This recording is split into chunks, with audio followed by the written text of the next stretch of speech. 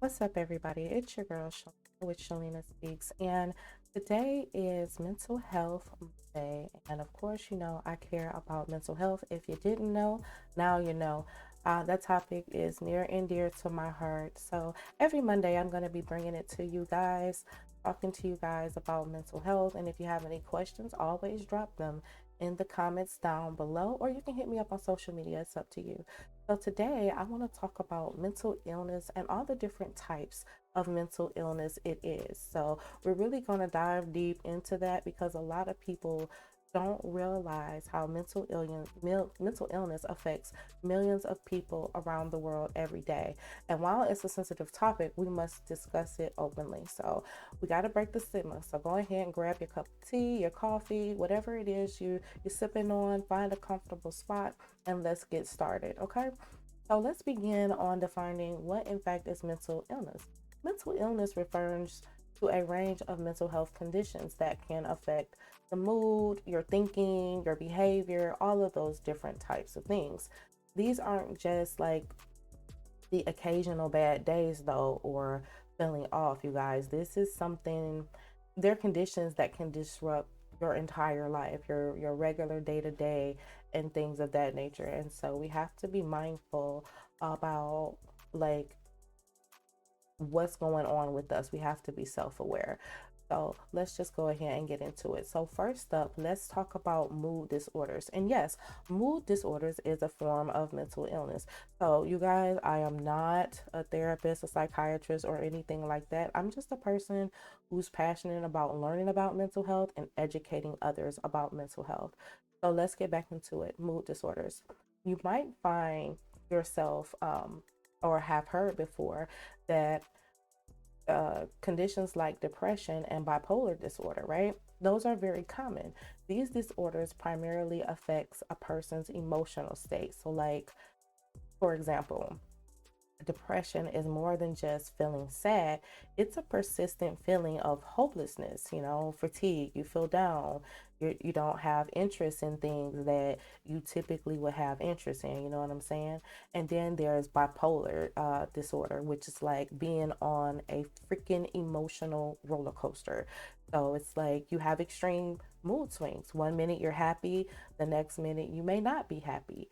So like that's bipolar disorder. It's like you can imagine going from feeling euphoric and energized during a manic episode to feeling completely drained, completely hopeless during a depressive one. So that's bipolar disorder. Now you can look at yourself and say, hey, do I have that? I'm not a doctor, but go ahead and do a self check, self evaluate, and go get ahead and get yourself seen. You never know. So let's get to it.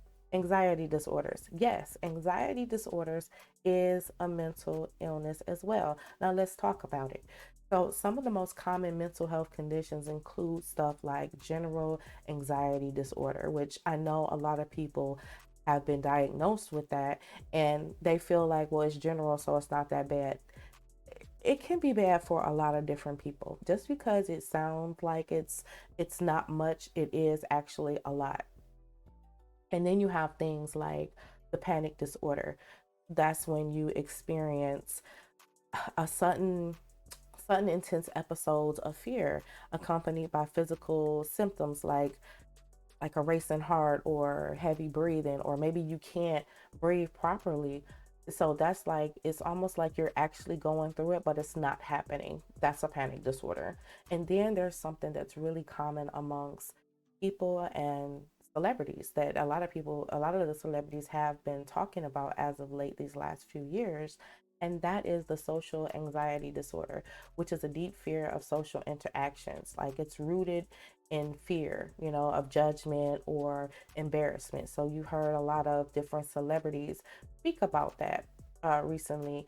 And so it's actually a disorder. A lot of people say, oh, well, celebrities, they just don't want to be bothered with me. They don't want to be bothered with us. That's not the case. There is actually something called social anxiety disorder. And it can happen to anyone. It's not just celebrities. This could be your family. This could be your friends. You know what I'm saying? It could be your coworkers. Like it's not just a specific group of people. And then there's phobias, you know what I'm saying? Where people have irrational fears like fear of balloons or heights or spiders or stuff like that, you know? So it's important to kind of pay attention to yourself. And again, always go and do your own research and go talk to a doctor, whether it's for you or your family or your friends. So let's get into personality disorders. Yes, that is also a part of mental illness. So, personality disorders involve long term patterns of behavior. So, this is something that will deviate a person from their regular norms. So, like for example, borderline personality disorder is characterized by intense emotions, unstable relationships, and fear of abandonment. You know, and we say border personality disorder. Yeah, BPD. And then there's the antisocial personality disorder. That's when you really don't want to be bothered, you know? And when you're going through that, you can actually end up having manipulative or harmful behaviors if you're experiencing or your loved one is experiencing antisocial personality disorder. And then, and I know a lot of people are not going to want to hear this, but it's an actual disorder, y'all. And that is the narcissistic personality disorder, which is an inflated sense of self importance and deep need for admiration. Now, there's a lot of people out here that are narcissistic. So, that is a mental illness. And you guys, if you know anyone that's going through it, go ahead, give them a tap on the shoulder and share this information. Psychotic disorders. Psychotic disorders are less common, but significantly impact those who experience them. So one of the well-known psychotic disorders is schizophrenia, like or paranoid schizophrenia. A lot of people have heard that before, and what that is when someone experiences hallucinations, delusions, or disorganized thinking. So you you have to kind of be aware. Well, it's hard to be aware of those things, but that's what schizophrenia is. And there's also something called schizoaffective disorder, which I just recently learned about, which combines schizophrenia and mood disorders. So you can kind of like get a double whammy, so to speak. Okay. And then there's eating disorders. So let's just go ahead and shift the gears for a minute and talk about it. These are mental health conditions rooted by food, body image, and eating habits. So there's anorexia, bulimia, and binge eating. I know you guys have heard of this. Those are all mental health conditions. Person can't control it. So don't be hard on someone. Try not to be hard on yourself. Those are all things. So binge eating. I know you've seen people consume large amounts of food, right? Often accompanied by like feeling bad about doing it, you know what I'm saying? Or feeling shameful, guilt, you know what I mean? And then there's bulimia. That's when somebody eats and it purges. And then anorexics is when they don't take in anything. They don't take anything. Early intervention is key to managing these disorders, along with a combination of like therapy, nutrition counseling, and medical care. And then this is something that everybody, a lot of people in America can relate to according to the statistics, and that's trauma. That's the trauma and stressor related disorders, and that's PTSD and acute stress disorder. We as a nation suffer from PTSD so much, it is ridiculous, from the things that we've been to and through. And PTSD is so common. It involves flashbacks, nightmares, avoidance behaviors, and fear of that this may happen because it happened like this before. So therapies like EMDR and trauma focused therapies can really help people who struggle with PTSD. PTSD is also not a mental health condition that is specifically just diagnosed for veterans or great victims, because it PTSD is like it's your traumatic experience. Whatever that trauma was, that's your traumatic experience. So it could have been any one of those horrible things or anything that you may have deemed traumatic for yourself, and that can count towards PTSD and stuff like that. It can cause post traumatic stress disorder. It really can. It really can. So, and then you guys, we have stuff like neurodevelopment and neurocognitive disorders, and those things are a little more complicated. So, neurodevelopment disorders is something like It's autism spectrum disorder, and ADHD are typically diagnosed at childhood. But a lot of people miss that, especially in the African American community.